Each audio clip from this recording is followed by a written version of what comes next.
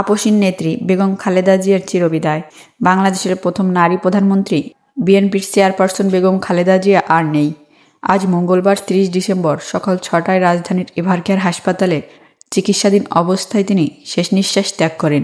বিএনপির মিডিয়া সেলের ফেসবুক পেজে দেওয়া এক পোস্টে তথ্য জানানো হয়েছে। 1945 সালে জন্ম নেওয়া বেগম খালেদা জিয়া 1981 সালে স্বামী ও সাবেক প্রেসিডেন্ট জিয়াউর রহমানের মৃত্যুর পর রাজনীতিতে যোগ দেন।